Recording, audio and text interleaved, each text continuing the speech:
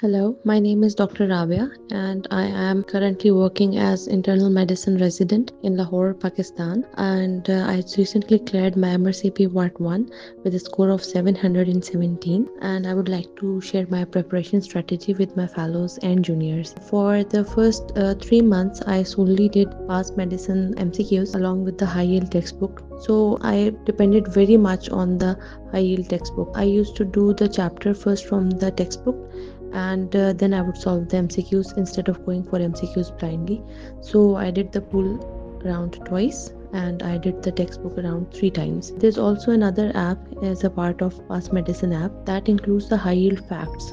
So I used to revise those facts in the last like 3 days. There are around a few thousand facts there, around 1100 I think, and I went through those one liners. They were very high yield points which came in the MCQs. And in the last month what I did was go through the high yield textbook again and again.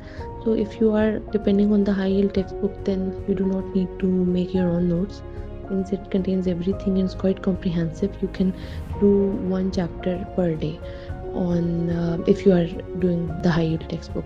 And then I used to do the MadBox series Sir Ahad recommended. It's highly high yield concept and I went through it around 4 to 5 times. And in the last 3 days I did the MadBox course at least twice along with the high yield facts, and I don't think I did anything else beyond that. So these facts and MadBox series in the last 2 days are very helpful. So this was my preparation strategy, and I think useful if the candidates spend on the textbook a lot. Doing MCQs and then doing the theory sometimes is not really helpful because it's not organized properly. The doing textbook first and then doing the MCQs would help you a lot in solving the MCQs as well as actually solidifying your concepts of the theory, because none of the MCQs will ever be repeated. So you need to have a good grasp on your theory concept. Thank you. Assalamu alaikum.